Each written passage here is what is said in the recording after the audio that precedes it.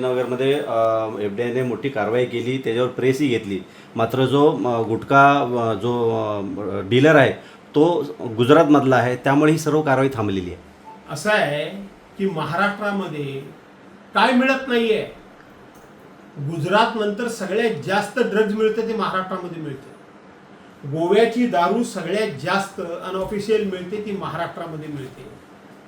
आणि म्हणून ज्या ठिकाणी काहीही ज्या बंदी असलेले किंवा जे व्यसनाचे असलेले विषय जे आहेत ते सगळे गुजरात राज्यातूनच येत आहेत.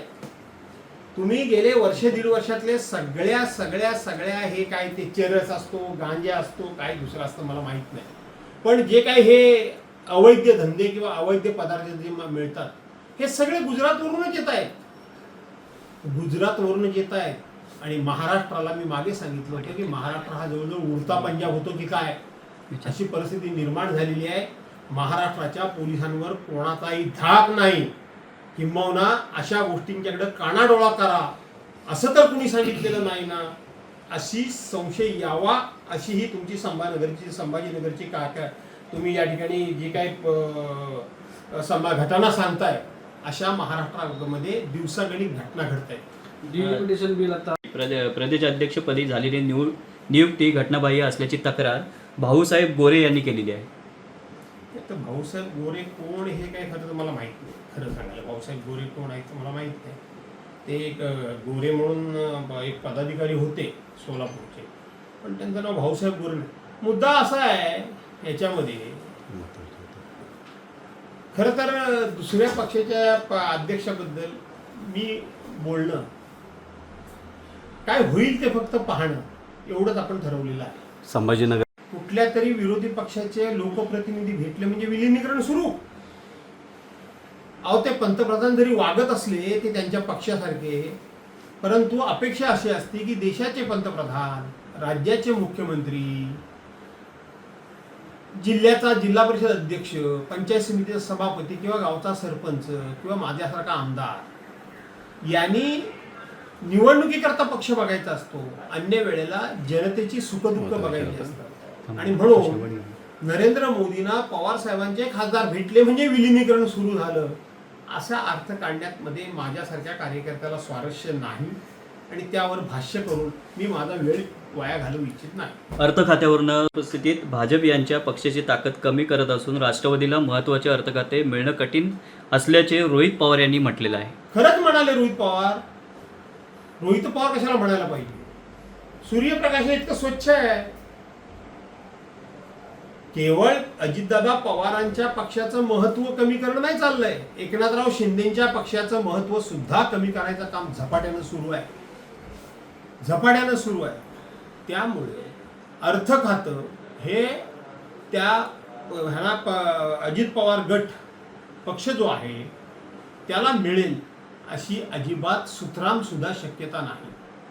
भाजपाची नीतीच अशी आहे की माझं ते माझं आणि तुझं ते सुद्धा माझं, अशी ज्यांची हडेलप्पी प्रवृत्ती आहे त्यांच्याकडून दुसरी अपेक्षा तुम्ही काय करणार? हीच करणार. सुनील तटकरे मोठ्या प्रमाणात अशोधुराचा कांड असेल किंवा पाण्याचा मारा सुरू आहे, कशा पद्धतीने आंदोलनाकडे तुम्ही बघताय? असं आहे की जंतर मंतरवर दिल्लीमध्ये जे आंदोलन झालं आणि ते आंदोलन चिघळलं आणि त्या आंदोलनाची संपूर्ण देशामध्ये नव्हे जगामध्ये दखल घेतली गेली आणि विद्यमान केंद्रीय सरकारची छितू झाली.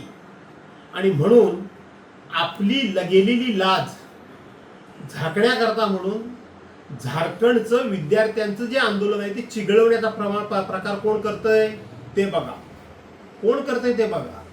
झारखंडमध्ये विद्यार्थ्यांच्या ज्या मागण्या आहेत त्यातल्या 90% मागण्या पूर्ण झाल्या. तिथले मुख्यमंत्री सोरेन, काय नाव, हेमंत सोरेन, तिथले मुख्यमंत्री हेमंत सोरेन आणि तिथले राज्यपाल यांनी त्या विद्यार्थ्यांबरोबर 6 वेळा बैठका घेतल्या. 6 वेळा त्यांच्या 90-99% मागण्या मान्य केल्या. पण त्याच्या बरोबर विरोधात 25 दिवसामध्ये नरेंद्र मोदी साहेबांच्या मंत्रिमंडळातला एकही मंत्री या म्हणजे हे कॉक्रोच जनता पार्टीच्या विद्यार्थ्यांना भेटायला गेला नाही. सोनम वांगचुक सारखा एक सायंटिस्ट, शास्त्रज्ञ, उच्च शिक्षण तज्ज्ञ उपोषणाला बसला, त्याच्याशी साधी चर्चा सुद्धा केली नाही.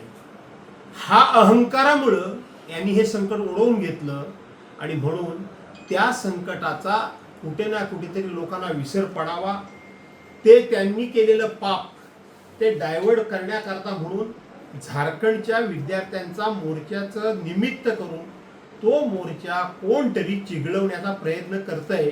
त्या मोर्चाचा शेवटी कोणतरी प्रायोजक आहे एवढं नक्की. जरांगे पूर्ण MIDC शिफ्ट होते आता आज सकाळी अशी बातमी आली. हे गंभीर वाटत नाही? असं आहे की आम्हाला गंभीर काय वाटतंय यापेक्षा निवडणुकीमध्ये आपण गंभीर का राहत नाही हा लोकांनी विचार करण्याची गरज आहे. आज तुम्ही जर बघितलं तर सोशल मीडियावर दोघांची भाषणं मोठ्या प्रमाणामध्ये व्हायरल होत आहेत. एक देशाचे पंतप्रधान नरेंद्र मोदी साहेब आणि दुसरे देशाचे सार्वजनिक बांधकाम मंत्री नितीन गडकरी साहेब. ते काय सांगत असतात, दोघंही काय सांगतायत की 2024 पर्यंत आम्ही या ठिकाणी अशी टेक्नॉलॉजी यूज केलेली आहे, अशी टेक्नॉलॉजी आम्ही आणलेली आहे, अशा टेक्नॉलॉजीचा आम्ही वापर करतो आहोत की अमेरिकेच्या सुद्धा अधिक चांगले रस्ते हे आम्ही केलेले असतील आणि ते रस्ते आमचे झालेले असतील, अमेरिकेपेक्षा आम्ही उत्तम रस्ते या देशाला देणार आहोत आणि 2024ला ते आम्ही पूर्णपणे हे रस्ते पूर्ण करणार आहोत.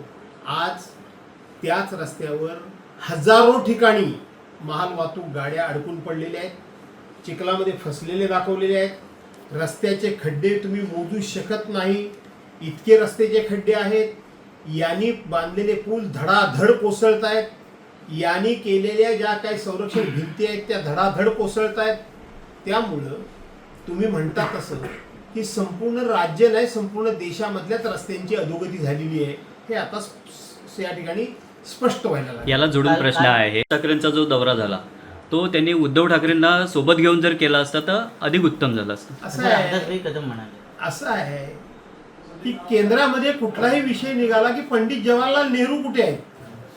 पंडित जवाहरलाल नेहरूंनी काय केलं ते पंडित जवाहरलाल नेहरू कुठे आहेत. आज 1964 ते 36 आणि 26 62 वर्ष झाले ते स्वर्गवासी झाले तरी सुद्धा पंडित जवाहरलाल नेहरूंनी काय केलं हे शोधण्याचं काम सुरू आहे. म्हणजे आता तर मला असं वाटतं की परवाच्या दिवशी जुलैमध्ये 22 जुलैला 20 जुलैला जे जंतर मंतरवर जेनझी या तरुणांनी जे आंदोलन केलं मला वाटतं स्वर्गातून त्यांना प्रेरणा पंडित जवाहरलाल नेहरूंनीच दिलेली असावी. तसंच महाराष्ट्रामध्ये काही झालं जे काल परवापर्यंत ज्यांची तुम्ही नावं घेताय त्यांच्या क्लिप बघा काय आहेत त्यांच्या क्लिप बघा की कशा पद्धतीनं उद्धव बाळासाहेब ठाकरेंची त्या ठिकाणी भलावंटे करतायत. कशा पद्धतीनं उद्धव बाळासाहेब ठाकरेंच्या बाबतीत काय त्यांचे शब्द अपुरे पडतात, एवढे त्यांचे गुणगान गात आहेत, एवढे त्यांचे गोडवे गात आहेत.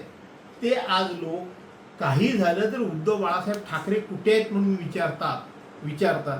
अशा लोकांच्या बोलण्याकडे फार लक्ष देऊन त्यांचं नसलेलं महत्त्व वाढवण्याची मला इच्छा नाही. ज्या जेनझींच्या आंदोलनाचा आता तुम्ही उल्लेख केला, योगेशजी सुरुवात करा, बाकी मी विचारतो. सर, काल राज ठाकरेंचा दौरा झालेला आहे. मुंबई गोवा महामार्गाच्या कामावर त्यांनी नाराजी व्यक्त केली आहे आणि ठेकेदारांच्या टक्केवारीमध्ये हा महामार्ग अडकला असा आरोप त्यांचा आहे.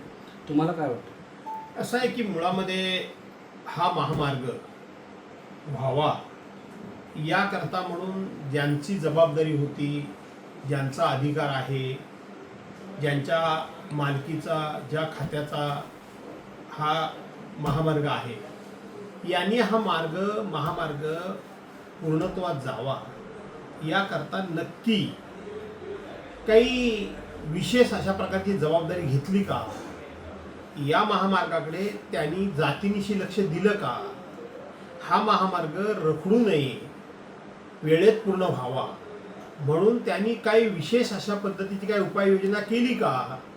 दोनच कारणं सांगत बसले, ते म्हणजे इथले लोक काही कोर्टामध्ये गेले त्यामुळे वेळ झाला.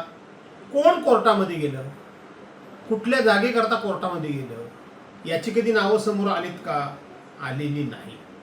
मला लोक 100 वेळा प्रश्न इथे विचारतात, मला एवढ्या शिव्या देतात. कॉन्ट्रॅक्टर काम सोडून जातात का सोडून जातात काम कॉन्ट्रॅक्टर, याचा कधी खुलासा झाला का?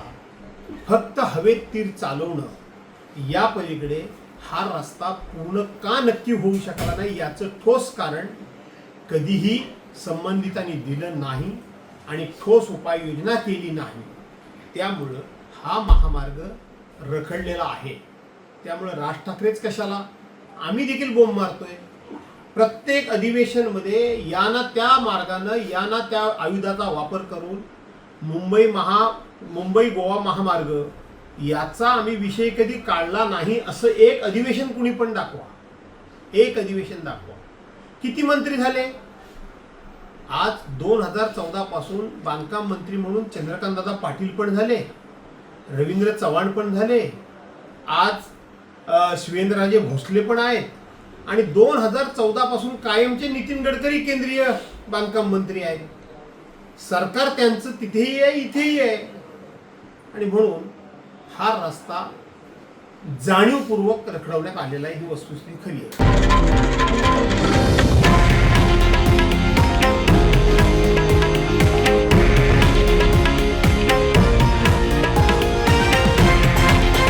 हे आहे देशातील नंबर 1 न्यूज नेटवर्क आणि आपण पाहत आहात TV9 मराठी, एकमेव.